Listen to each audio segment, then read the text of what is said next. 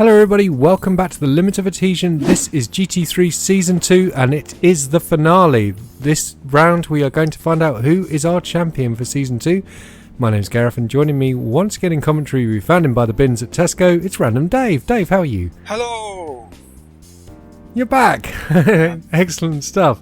Taking a look at the championship standings then, you can see not one, not two, not three, but potentially 5 different drivers in contention for the title. In fact, I'd even say 6 all the way down to Rob Miller in 6th place there on the standings, 154 points.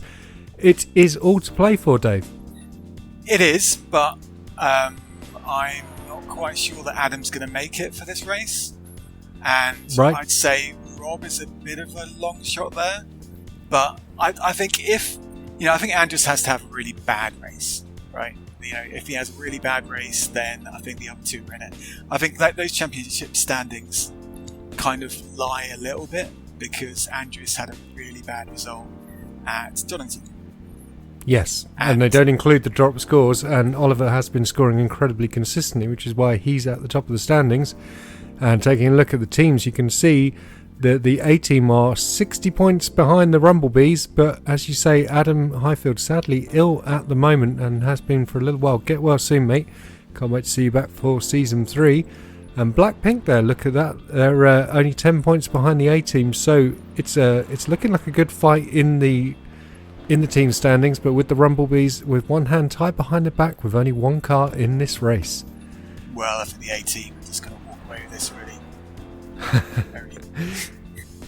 Well, we'll see how they go. Taking a look at the practice results then, David Lyme from the A-team back on top then for 139.867.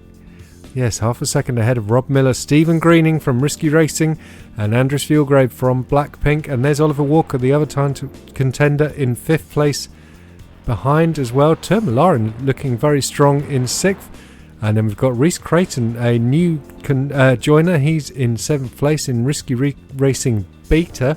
So we've got 4 Risky Racing drivers in the field, which is very exciting to see. Let's take a look at the all-important grid then. Well, half it's not really there yet. But... yeah, well there we go though. David Lyne on pole ahead of Rob Miller in 2nd. Almost a GT3 style grid that, and then Andres Fieldgrave in 3rd, Merrin Hugavin in 4th.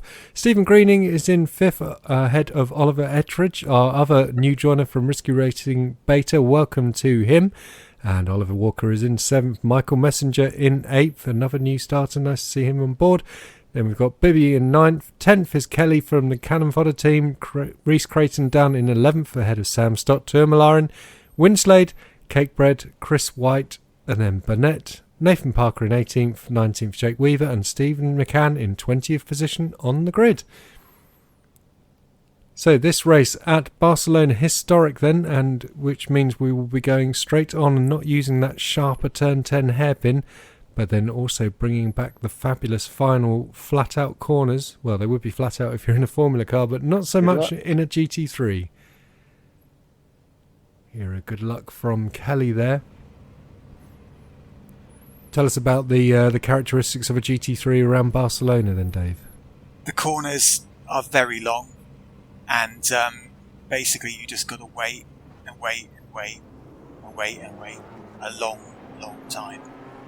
Like, it's just the understeer of these cars through these really long corners is a little bit painful, to be honest. But yes, indeed. But it's a great track. It is a great track, yep, and understeer, as you say, a real issue with these GT3 cars. So let's see who can make the best of it as the cars round the final couple of corners to begin this race. 2 more corners behind the pace car. There we see the 2 A-team cars in gold. Lots of gold. Lots of gold there. Lots of gold, yep, and Rob Miller's little and large car, Andres Fieldgrave's Blackpink car. So I think there was a big update for the GT3s. There was indeed, yes. Oh, so it's gone. Nice early start then from David Lyne, and we are racing at Barcelona. That's Fieldgrave getting side by side with Rob Miller for 2nd place as they head down to T1.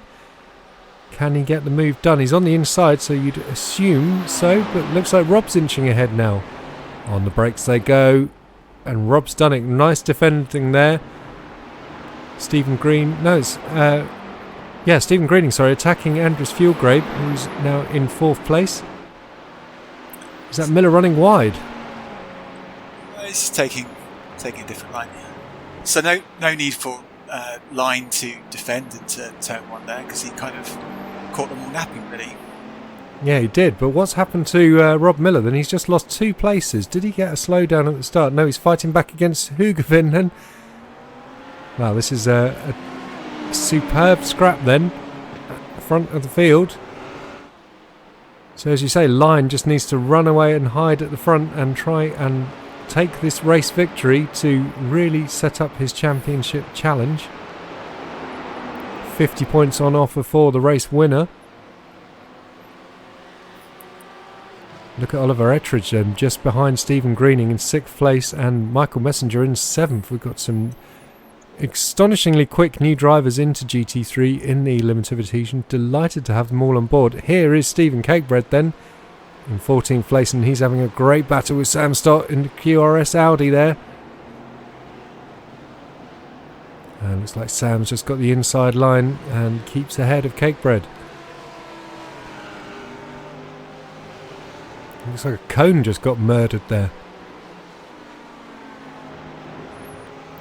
Fastest lap for Line at the front then. Oh, someone's just made a mistake at the back there. Was that... I think that might have been Kelly.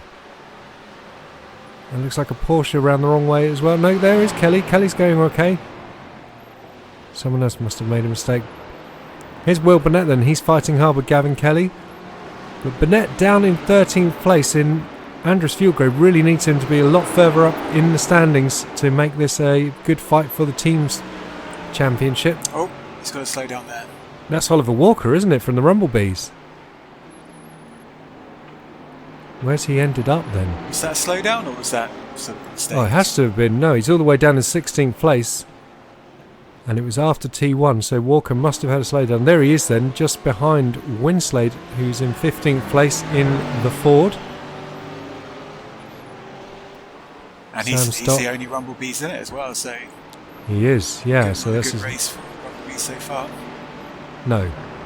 But A-Team in 1st and 3rd. Yeah, so looking very strong result for the A-Team in the team standings then, and also in the...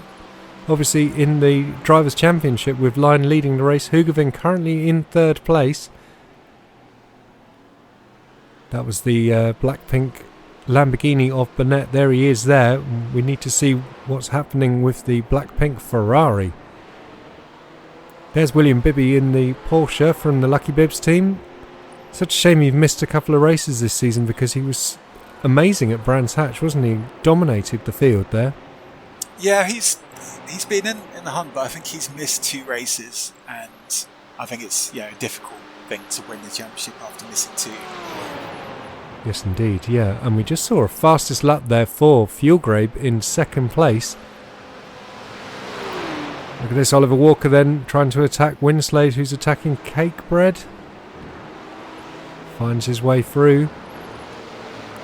Winslade up to 14th and just behind his teammate Kelly in the Mercedes.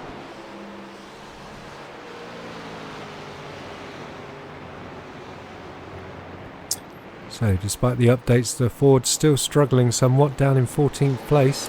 Yeah, I had the Ford supposed to be, reasonably decent since the update. You just stay clear of the curbs. It's, it's competitive, right?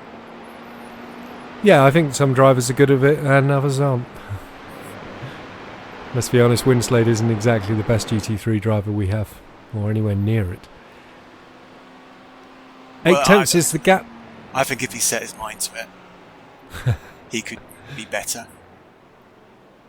Well, we'll have to wait and see. Look at this then. Meren Hugavin is beginning to apply pressure to Andres Fjellgrabe. This could be very useful for Line in the title fight with Fjellgrabe just behind him. Rob Miller still in 4th place then, and ahead of Stephen Greening.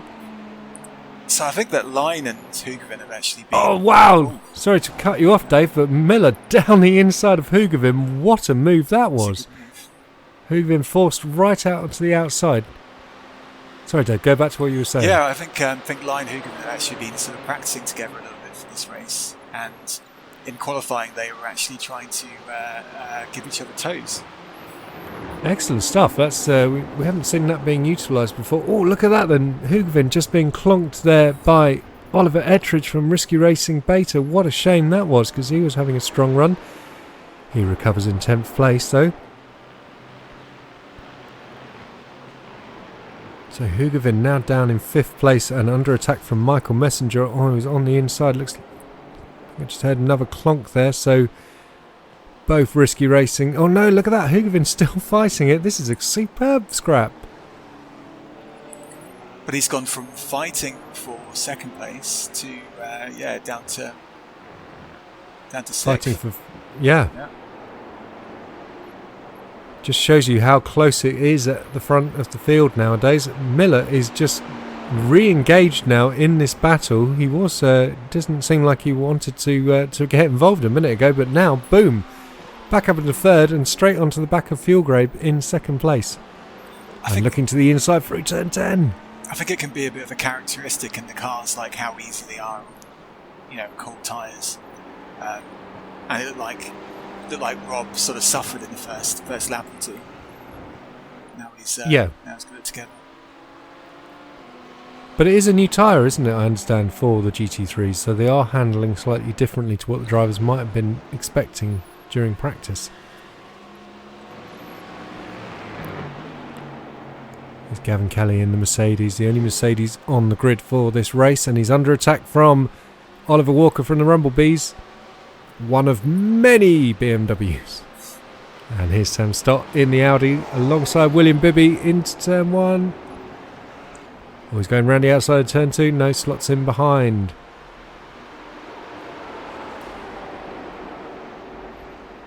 Look at that then. That's we've got 2 Audis in the league now, which is nice to see.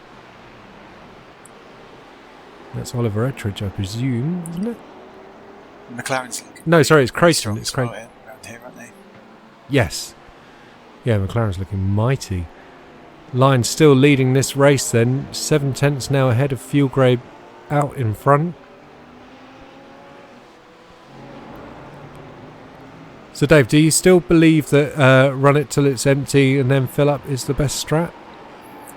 Unless you're stuck behind somebody and you feel that you're a lot faster, and then you can go from down your pit. Right. That's it really. If you want to get past somebody that's slower and you don't want to have to do them on the track, then you'll go for an earlier pit, but otherwise you'll just run one there. Oh, what happened there? That was Sam Stott facing the wrong way into the corner, and that's Kelly's just got involved with that and has been collected, I presume. That's a shame. So Kelly recovers in 15th place, Stott in 13th. There's Reese Creighton in the BWT pink Audi being chased by Tadeo Malarin in the QRS McLaren. And also, if you're coming up to lap a load of people as well, then you might pit earlier to avoid having to do that. So. Yeah, no, that's definitely a good time to do it. Absolutely. Well, we're cutting back here too. This is Burnett and Walker still fighting hard. Wow, Burnett's really got his elbows out in defence there. Superb defending. Probably a bit hacked off with all the flashing lights going on behind him from Gavin, why is 17x DQ not penalty? Did you hear? What did he say? He said, why is it 17x for a DQ and not a penalty? So Ollie presumably a bit worried about running out of incident points. Was that Ollie? I thought that was Stott. Oh, sorry, Sam. I beg your must pardon. have done it wrong in his fevered state. As we I'm hear going to from get DQ because Garrett rammed me on the start. Oh, it's controversy. Yeah, as usual between those two. Meanwhile, battle's still raging. Because I had to avoid you and go on the grass. There's a lot of chitter chatter going on, isn't there? You think there is. They think they need to concentrate on driving a bit here, but obviously not. I'm quite surprised, yeah. So this is the fight for 11th place then. Will Burnett, sterling effort defending from Oliver Walker in 12th just behind. He's really good at defending, isn't he? Will. Yeah. I've spent quite a few laps behind him before. Yeah, he knows how to place the car very nicely. And what's your view on all the flashing of the lights and stuff? I don't mind it. Yeah, I've got a problem. I mean, I wouldn't like it if they could beep their horns, you know? Like, that would be rude. I think that'd be more comedy though, surely. I just Yeah. think the flashing's a bit rude. Just seems smacks of a bit tasteless to me, personally. I don't know. I think it's alright. Doesn't bother me.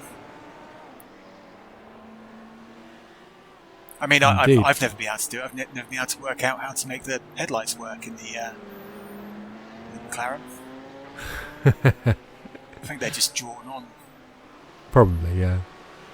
Side by side as we come down the hill to the left-hander and Walker's through. Wow, Burnett has been clobbering that sausage curb like he really hates it. Or his car. The gap at the front down to only 0.4 of a second then, so Line's lead has halved recently. And look at this train of cars. Jake Weaver, Sam Stott, Stephen Cakebread. And Cakebread's through. And it kind of looks like you've got Line, Fuelgrave, Miller, Greening, kind of all in that kind of front group, really. Anyone, Yes. any one of those makes a mistake, and yeah, could have Greening in the lead. Yeah, it's There they hugely are. exciting to see what will happen with Greening next season as well, because he obviously joined us only halfway through this one, so he's got to be a name in contention for the title for season 3. Do you see how wide that line was taking there? It's just It's really just insanely going wide. fully off the track. Yeah. I was surprised that wasn't an off track actually. Look at this then. Sam Turmalarin and William Bibby still going at it. Malarin trying to hang it around the outside. As they plummet down the hill out of turn 5. And this is where the track gets very interesting indeed. And no chance of taking this turn 9 flat out like the F1 cars do when you're in a big old GT3. I mean, Chiro obviously thinks he's a little bit quicker here. Yes. Can he get past without getting, sort of a little bit frustrated maybe? No, it'd be good to see, yeah. And someone else who's missing this week, Graham Bardsley. Be good to see him back. Oh, look at this, an early stop for Rob Miller, lap 8 of 16. And he's pulled the trigger. That's what I was saying earlier on. I mean, Rob probably thinks that he's got a little Being bit of held pace on the front two, on the top two. So Yeah. if he can get and some clear Millar- air, I mean, when he comes out, he needs to have to get some clear air. But if he gets lucky with that, Yeah, that could really open up this race. And Malarin is really starting to apply... Sorry, Fuelgrave is really starting to apply some pressure to Line now. And Greening hanging on to the pair of them as well. at the same time, though, you don't see Line taking a particularly defensive line there. So it's just that No. the entry to that corner is too fast, right? Like it's fairly safe. Yeah, there aren't too many overtaking points, are there, really? Not in when the cars are this evenly matched. So we wait to see when will Line pit, when will Fuelgrave pit. This is a 4-way fight for the win, you'd have to say, though. In fact, sorry, a 5-way, let's say, potentially. Well, No, Fuelgrave 4-way. seems to generally go for an extra lap, and I'm convinced it's because he puts extra fuel in his pockets and in his shoes. He does, yeah. Yeah. I mean, he obviously can never do it when he's leading the race. So we noticed that at Red Bull Ring and one of the other, Montreal as well. He wasn't able to get that extra lap when he was leading from the front. So I assume that we are talking about, fuel saving, because he's able to lift and coast in the draft and keep the car being dragged along. It's like very big pockets. Yeah, amazing pit entry there by Michael Messenger, diving into the pits then as we go on to lap 10. Front two still sticking out, as is Greening in third place. Well, Risky Racing are really going to be contenders for all the titles next year.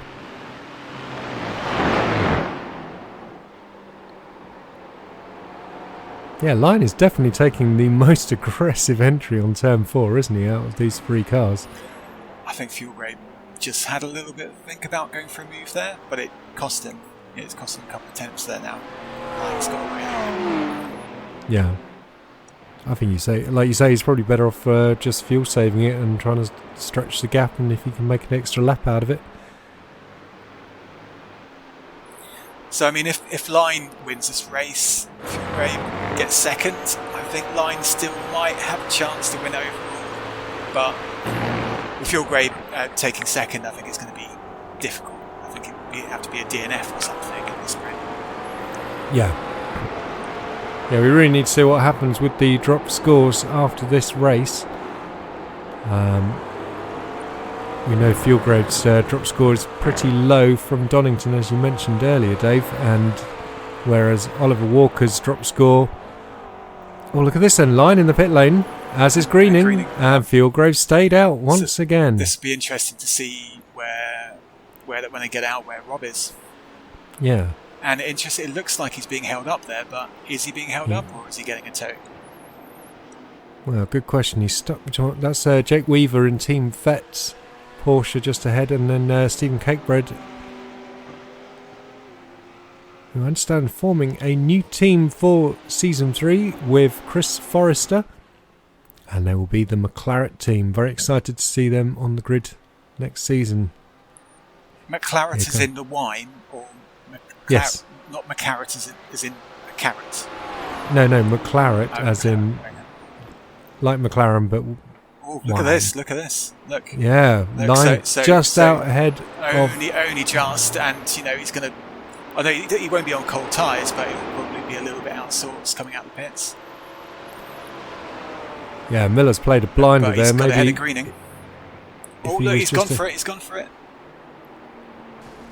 Oh, there's contact. Contact there, and that's Greening who's gone through as well. And he's looking around the outside of Miller into turn 5. Wow, this race has suddenly just changed. So this is going to be costing them to Fuel Grade, isn't it? Yes. Yeah. They're battling. They're losing time now. Yeah, Fuel Grade then, just 2 corners to go on this lap, and you assume he will be pitting. So, I mean, Line's gone down to a net forfeit now. Yes. No, you're absolutely right. Look at the Greening down the inside into turn 10. And oh no, he's pitched Miller into a spin, and that's Line back through. So Line's just recovered those 2 places. Greening is such a gentleman racer. Look, he's waiting for Miller to recover. I really love and respect that. Awesome stuff. Fuel Grade in the pit lane then, as is Hugavin. Here comes Line through the final corners. I think he's going to have him, surely, because the amount of time, Yeah. I mean, he was in a couple of collisions there, really. Had to slow There down. he is. Yeah, Fuel Grade's out of the pits then, and could be heading to lead the championship after this race. It's a safety car. Wow, there we go. What are we looking at there? We are looking at Hugavin in the pit lane there. Oh, is he? The second A-team car. There he is. Huge clouds of rear wheels. Leaving his tyres behind him. I'm surprised to see him in 11th, to be honest. Like, I know he went down to 6th earlier on, but something else must have happened there. Yeah, that must have been a slow stop for some reason, because he's just lost an awful amount of time, as you say. So Andres Fuel Grade now leads the race and potentially is going to be taking the lead of the championship overall. This is a hugely pivotal moment in the championship. Line now 5 seconds behind him, and with it all to do in 4 laps. mean, that's cost Line a lot, but I'd be surprised if it's cost him 5 seconds. You know, but yeah, definitely quite a lot of time battling with Yes. Miller. Riding on board with Oliver Ettridge then, with Tourmalaren now up to 5th place and just ahead of him on the road, and Bibbs now in 4th.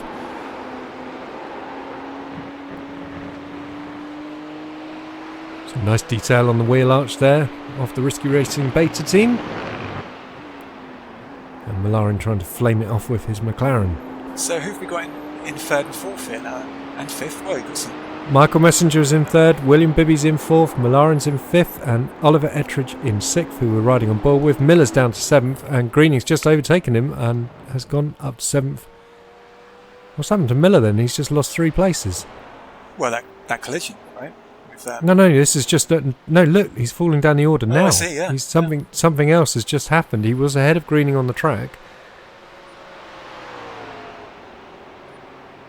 Greening waited for him, which was very nice, but subsequently Greening's just overtaken. Miller has now fallen to 11th place. Well, he did a 151 in that lap, so he must have had a little spin or something. Yeah, another error of some sort. Lauren's doing very well here. Yeah, Lauren's having it. We've had a couple of people go back, but these two, Bibby ahead of him as well. Do you remember, these two were fighting for something like lower half of the top 10 at least, I'd say, a few laps ago, like you say, and now a great 4th and 5th place. Here is Miller then, and he's just ahead behind Hugavin, who's having one of his less strong races, unfortunately, down in 10th place. Well, it started off very strong. It did, yeah, but it's just sort of unravelled slightly for him.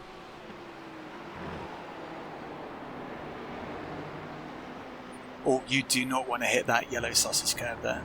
That's what Rob just did there. I don't know if you noticed that.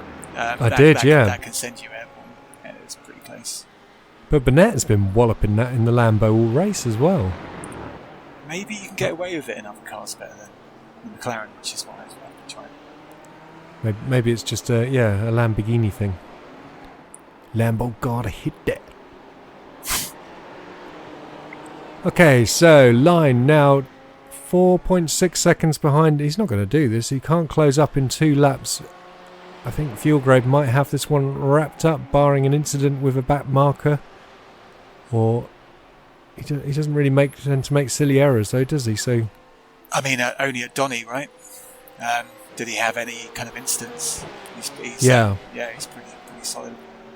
And take a look where he is on the track map. He's just coming round turn 4 now. And there's nothing in front of him until Parker, who's just come out of turn 10 and 11. So he's got plenty of clear track ahead and behind. You can see Line rounding turn 5 just behind him on the track mapper. That's what 4.6 seconds is like. Here's Stephen Cakebread still chasing Jake Weaver. The 2 Porsches going at it with Chris White in the Copperberg Lamborghini. He's having a bit of a small one down in 18th place.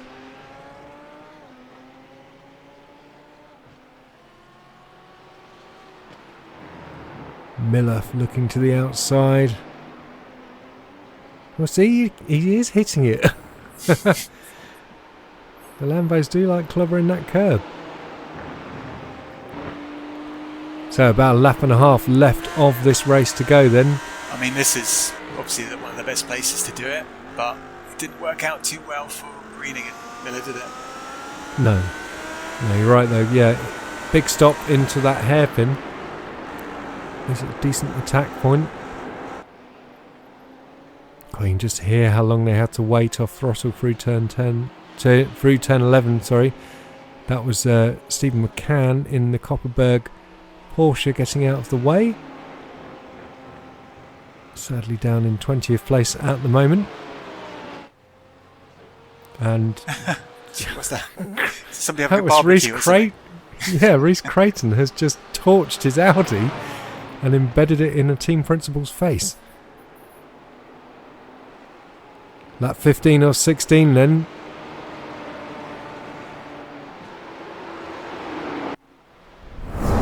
Replay then. So this is Reece losing the back end and just somehow mounting. Wow, that was yeah. It was quite a slow incident to have that much terminal damage to the car. Huge puffs of smoke as the Audi let go there. And we cut back to Miller and Hugavin still going at it. Miller looked like he took a really wide line there to try and get a good exit, but I don't know if you can do it there. No. These two had a good scrap at Red Bull Ring, if I remember rightly, although didn't Hugavin get slapped with a penalty for going round the outside of Miller and making contact in the sprint race? Around the, was it the Power Horse corner? One after that. Wow, look how wide Miller's gone. He's run off the road. Run out of track there. He's got one more lap to do it. We've got a checkered flag. This is it. This is it. It's gone so fast.